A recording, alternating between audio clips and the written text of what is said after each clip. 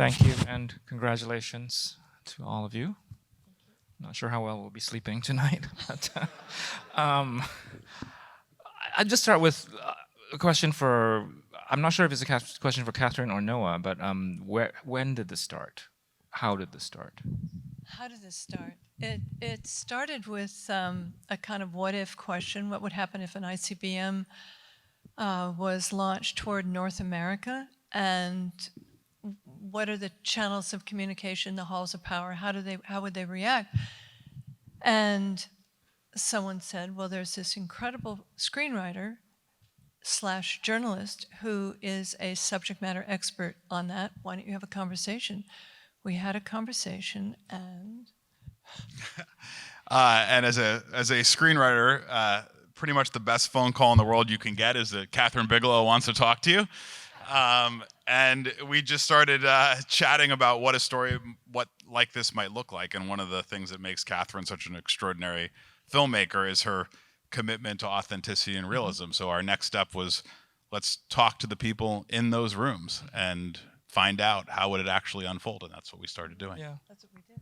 I want to talk about that research process, but before that, was there something that prompted that what-if question for you?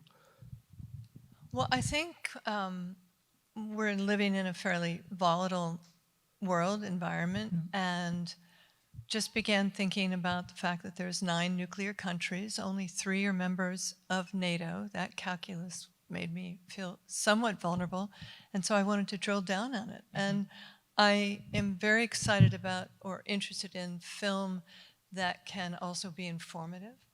And so for me, it's an opportunity to dig into some of these questions, and this was the result. Noah, you have experience researching and reporting this in your prior life as a journalist. I'm curious about how you use that, and also, how that was then transformed into a dramatic structure. Sure. I was fortunate to know a lot of former and current government officials, and so we could get them on the phone. And because of the incredible admiration that members of the national security apparatus have for Kathryn because of the previous movies that she's made, those doors will swing wide open. And so we're able to talk to people who had served at the highest levels of the Pentagon, the White House, the CIA, and ask them these kinds of questions, and they were willing to talk because they have a trust that if it's a Kathryn Bigelow film, it's going to treat them with respect and depict their world with realism. Did the process of researching and writing change your understanding of the nuclear threat? It just increased my fear and my anxiety. I think one of the things that stuck with both of us was one of our earliest conversations was with somebody who had served as a chief of staff to a secretary of defense, and we asked him, how much training does the secretary of defense and the president have for this? Because at the end of the day, as we see in the movie, the president in this country has the sole authority to make a decision about the use of nuclear weapons. It all rests with him. How often does he practice this? And the answer to our question was hardly ever at all. That maybe when the president first takes office, he gets a briefing, here's your military aide, he's going to follow you around with this briefcase, here's what he would say to you if this should happen, and that's pretty much it. And then they never think about it or practice it ever again, and that's the person who will have a matter of minutes to make this decision. Yeah. I'd love to hear you talk about the decision to structure the film this way. Maybe Kathryn and Noah, you want to talk a bit about. Well, it really came from a desire to make it in real time. Yeah. And so in real time, you're looking at 18 minutes approximately, which is apparently if there was a launch somewhere in the Pacific that would land in North America. So 18 minutes is a very short period of time, and wanting to give the audience an opportunity to really look at those 18 minutes from different perspectives. You have the missile defense at the beginning, then you have the White House Situation Room, which feeds information to the president, and of course Stratcom, and then the president. And so what was interesting was to be able to dig in as deep as possible within those 18 minutes and to really appreciate how short a period of time 18 minutes actually is, and that the fate of the world would be decided in that very short period of time. Yeah. I'd love to bring in the actors, Jared and Tracy, and hear you talk about like working, I guess, creating these characters that exist within this very short period of time, who are obviously preoccupied with there's a lot going on, but they're also they come across as human beings. I mean, the rest of their life comes into focus, in partial ways, which seems like an important decision as well on the part of Kathryn and Noah. So I'm curious about how you approached it as actors. Well, I think that was the tension in the script, which is that there's a scenario which has these preconceived steps that people have to take, but at the same time there's people who are going to be taking these steps, and they're aware of the consequence of it. So there's this tension between the actions that they have to take and the human being that's taking these actions, and that all the way across the story, every single character, you get glimpses into the human animal, if you like, that's being put in this situation. And some of them are sort of more extreme in the examples of my character, but every character is forced to face that moment of, am I going to do this, or what is my choice as a person, as a human being, and am I going to just push this along the chain, or am I going to make a choice? Yeah, I think that was the gig. The gig was you fulfill the job, the procedural aspects of the job.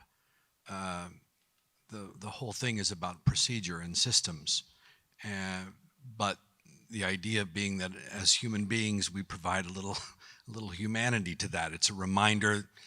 Well, it's a way in for the audience, right? They get to put themselves in the shoes of these characters. And at the same time, it's a reminder that that is the way the system functions. It's not run by computers or AI or a book. It is, in fact, run by people who are throwing the switches and pushing the buttons. And that has meaning and impact. And it's something we should, if we're going to consider this system, that's something we should take into consideration. Sorry, go ahead, Kat. No. No? Okay. Maybe we can bring Kirk in as well, so if we're talking about the structure of the film. Was that fairly worked out already in the screenplay, or I'm wondering, how editing factored into it, just the use of real time and the sort of overlapping, Rashomon-like perspectives?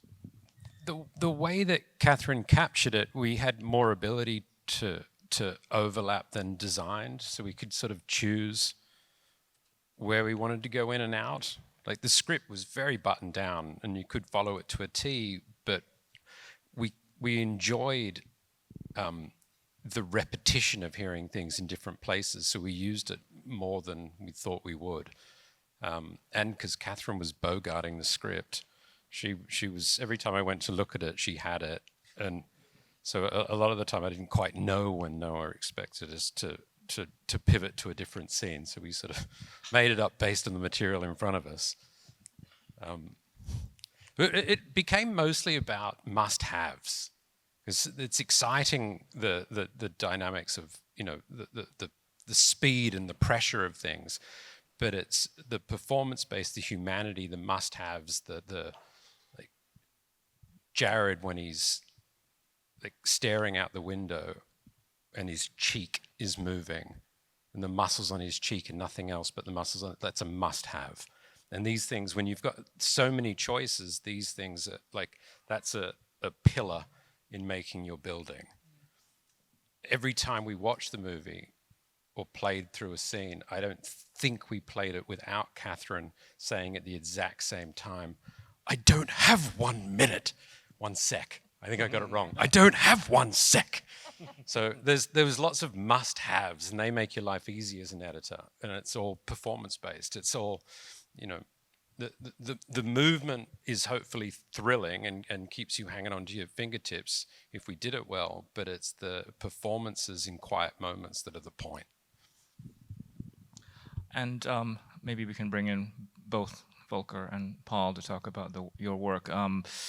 There's an incredible amount of tension in the film? I mean, obviously it's the scenario, but there's a lot of interesting formal choices that that create that effect too, and music and sound being very important. So.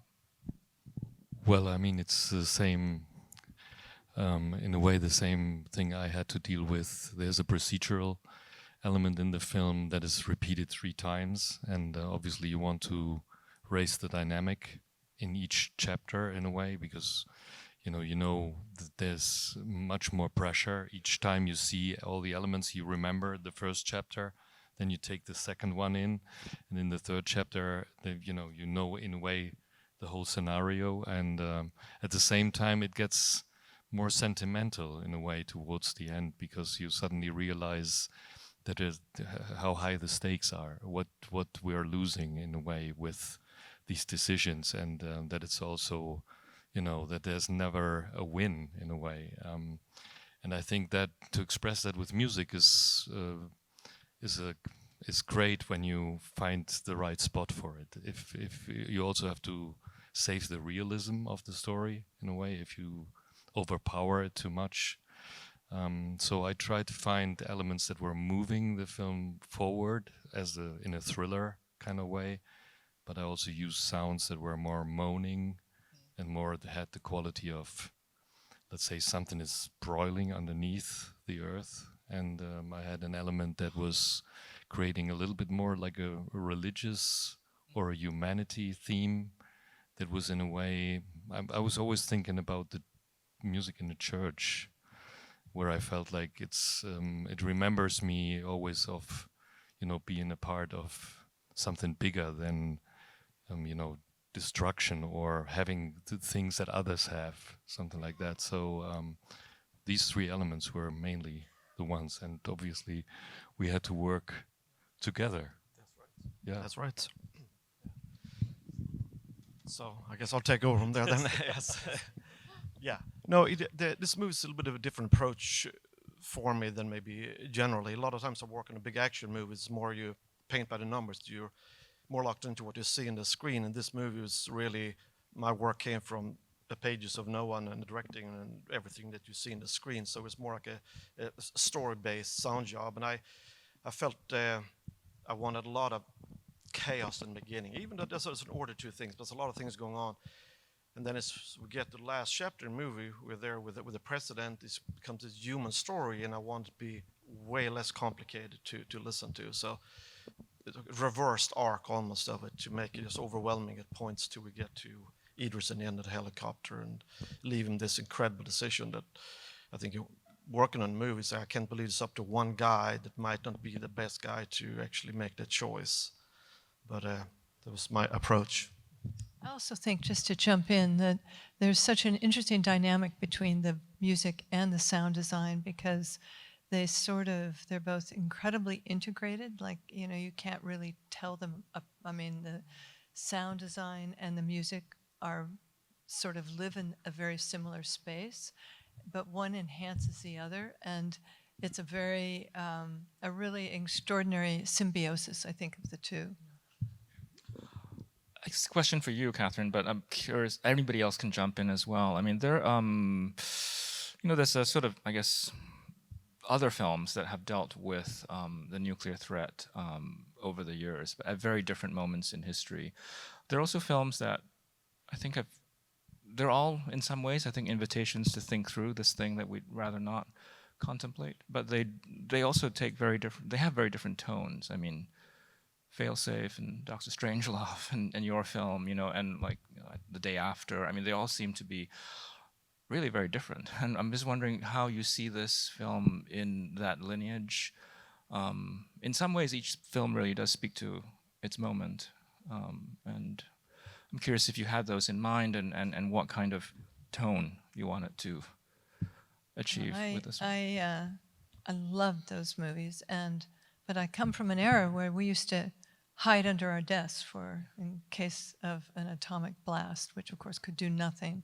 And it was very confusing to me. What am I doing down here? But nonetheless, I'm here. And then, you see these movies, and I thought they were extraordinary.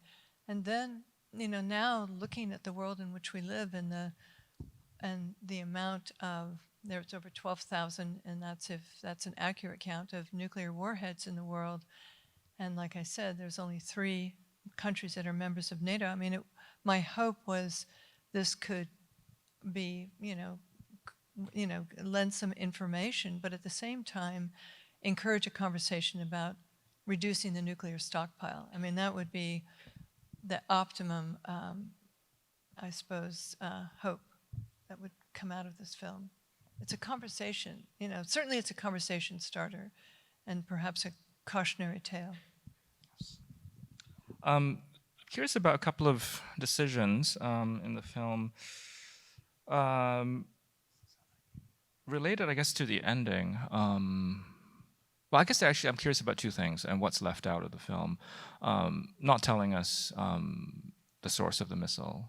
I don't know, Kathryn or Noah, you wanted to address Sure. that? I think that if we were to identify who launched the missile, it kind of gives us all an easy out, because then there's a clear villain and they're responsible, and then we can kind of go back to our lives. I think we're trying to ask a bigger question, which is to say, is this a global reality that we want to continue living in? Because it could be any one of those 9 countries that does this. It could be a country we don't know about yet that has one of these weapons. Or as one of the characters in the movie says, it could be a submarine captain who wakes up one morning and finds out his wife left him and decided to push a button. That's how fragile the system is. And so rather than ascribe blame to one bad guy, we wanted to really interrogate the larger reality. Mm-hmm. And the decision not to show the blast. Yeah, in order to kind of start a conversation, like let the audience have a moment to decide what ending they want. It's in our hands, I think. I think that's a good note to end on. I want to thank all of you and congratulate you.